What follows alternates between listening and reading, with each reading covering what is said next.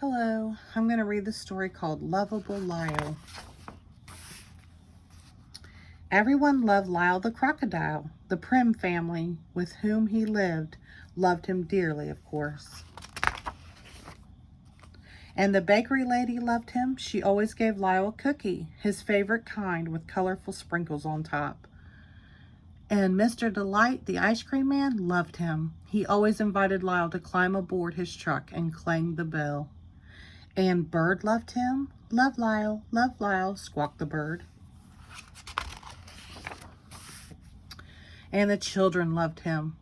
They always called for Lyle to come out and play. And in return, Lyle loved the whole wide, wonderful world. He didn't have one single enemy in it, or so he thought. One day, quite mysteriously, a note addressed to Lyle was slipped under the door of the house on East 88th Street. Dear Lyle, Mr. Prim read to him, I hate you. I hate you more than anything. I hate you so much. I can't stand it. And the note was signed, Your Enemy. Everyone was so surprised. Oh, how dreadful, cried Mrs. Prim. Whatever reason could anyone have for hating Lyle? Don't worry about it, Lyle, said Mr. Prim. Just keep being your wonderful self and try to forget this ever happened. Lyle went off to bed that night, trying hard to forget. Still, as he switched off the lights and gazed down upon the empty street below, he could not help sadly thinking, somebody out there hates me. The next day, Lyle lost himself in play and managed to forget all about the note, only to be reminded by a second one delivered as mysteriously as the first. Dear Lyle, read Mrs. Prim, I hate you even more today than I did yesterday, if that is at all possible.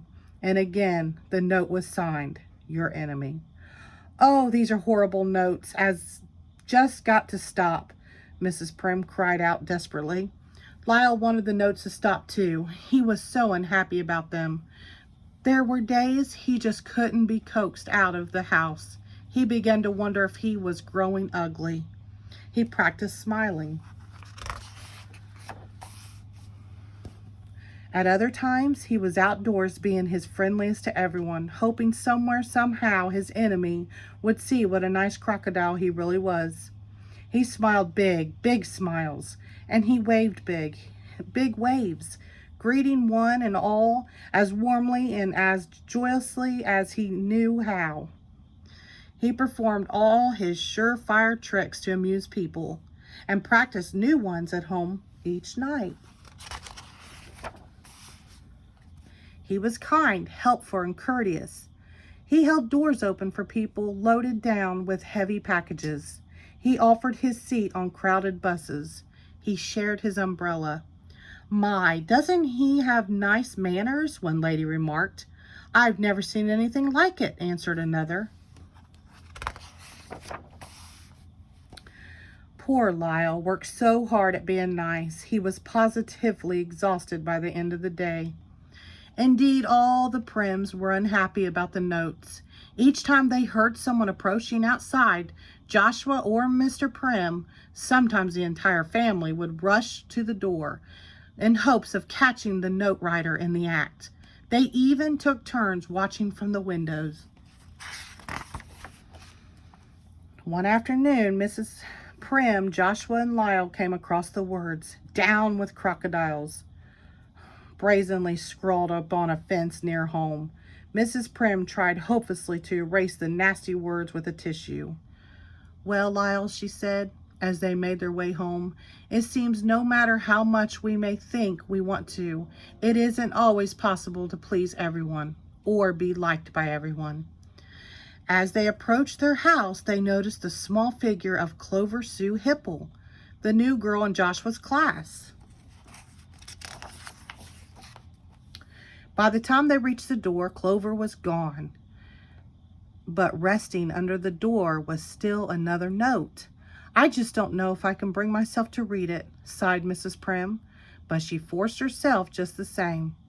Dear Lyle, she read, I wish you would go away and never come back, ever, ever, ever again. Once more, it was signed, "Your enemy." Sadly, Mrs. Prim crumbled the note in her hand. Oddly, during the next several days, Mrs. Prim and Lyle found themselves running into Clover Sue Hipple almost everywhere they went.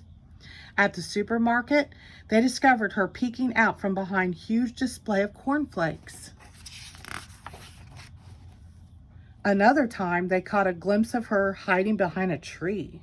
And again, one afternoon, they discovered her crouched behind a mailbox. Each time, Mrs. Prim smiled and tried to say hello, and each time, Clover skittered off before she had a chance. One day, as she was about to leave the house, Mrs. Prim glanced down just in time to see another note wiggling its way into the house. Quickly, she opened the door. Before her, wide-eyed with surprise, and still clutching the note, stood Clover Sue Hipple. "Clover, dear, please don't run away," cried Mrs. Prim. "I would like to speak with you about Lyle." "Has Lyle done something to make you angry with him?" "He takes my friends away from me," Clover burst out. "He what?" "He takes my friends away from me," the little girl said again. "When Lyle comes out, my friends run away. They run to play with him, and they play with him all the time. I never have fun when Lyle's around." "But why can't you play with Lyle too?" asked Mrs. Prim. "Because," answered Clover. "Because of what?" "Because I'm not allowed. My mother said I'm not allowed to play with crocodiles." "Why don't you invite Clover's mother here to meet Lyle?" suggested Mr. Prim that night. "I'm sure when she sees for herself how gentle Lyle really is, she won't mind if Clover plays with him." Mrs. Prim telephoned Clover's mother the very next day. "Lyle and I want so much to meet you," she said. "Could you join us for tea tomorrow afternoon?" "I would be delighted," answered Mrs. Hipple.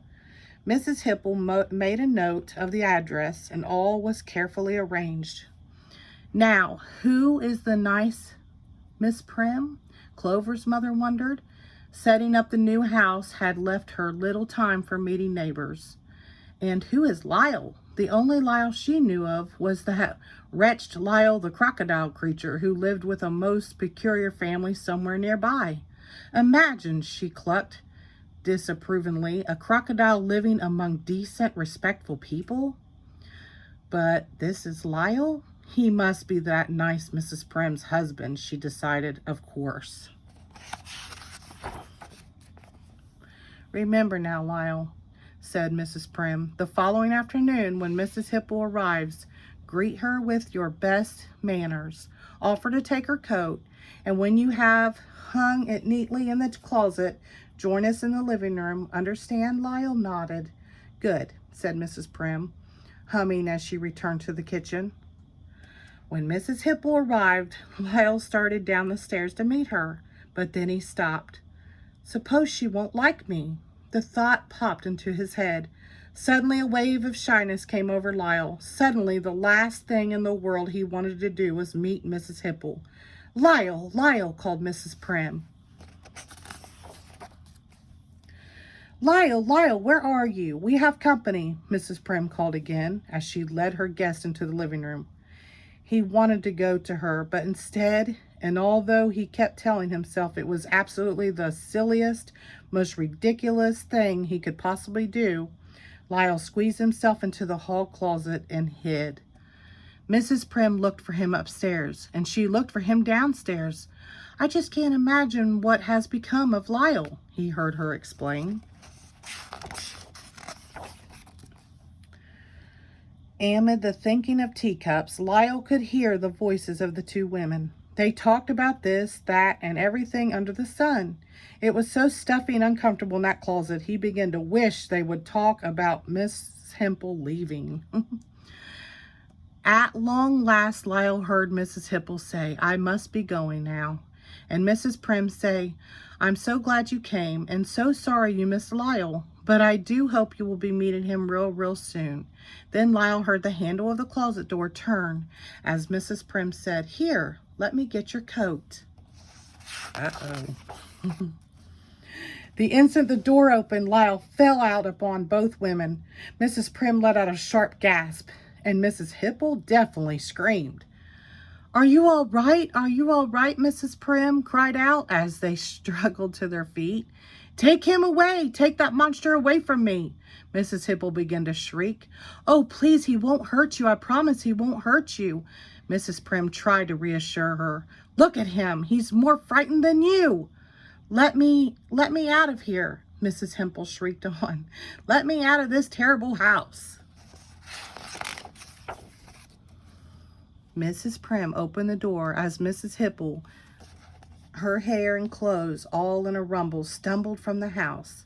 "If that crocodile over so much as crosses my path, I'll have him arrested," she called back over her shoulder. "This is supposed to be a nice neighborhood, you know." "Poor Lyle," sighed Mrs. Prim. "That night, now he's afraid he's going to be arrested. We're just going to have to think of something to take his mind off his troubles." On the first warm day, the Prims knew just what to do for Lyle. "We'll take him to the beach," they decided. "Swimming has always been Lyle's favorite sport," smiled Mrs. Prim. "And he's by far the best swimmer in the family," her husband added. While Mr. and Mrs. Prim made themselves comfortable and Joshua started on a sandcastle, Lyle took a running dive into the water. Lyle's water stunts delighted everyone close by. Everyone, that is, except Mrs. Hempel, who had just arrived and with Clover was dunking her feet. Mrs. Hempel set out at once to find a lifeguard. "Lifeguard, lifeguard," she cried. "Do you permit crocodiles to bathe here?" "Certainly not," answered the lifeguard. "Well, it might interest you to know there is a crocodile bathing out there this very minute." Mrs. Hempel pointed to the spot where she had seen the crocodile. Suddenly, everyone on the beach was looking and pointing, but not a crocodile. They were pointing to a little girl, thrashing about hopelessly in the water. "Clover, Clover," cried Mrs. Hempel. She's drowning." The lifeguards immediately pushed off to the rescue, but Lyle raced to the scene before them. "There's a crocodile out there," someone gasped. "No, it's Lyle," called Mrs. Prim, standing nearby. "I mean, it's Lyle the crocodile." Lyle brought a very wet but happy Clover safely back to shore. "Hooray for Lyle," the crowd shouted. "Oh, Lyle, dear friend," sobbed Mrs. Hempel. "How can I ever thank you enough?"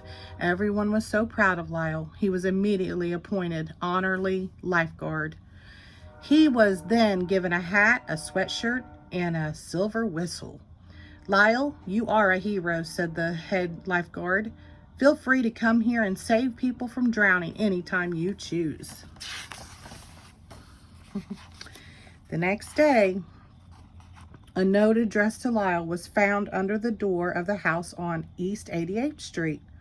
"Oh, no, not again," Mrs. Prim moaned. "Dear Lyle," read Mr. Prim, "I love you. I love you more than anything. I love you so, so much. I can't stand it." And the note was signed, "Your friend for life, Clover Sue Hipple." "P.S." Mr. Prim continued, "May I play with you today?" "P.P.S. My mother said it's all right." Lyle smiled. One of his big, big smiles. The end. Thank you.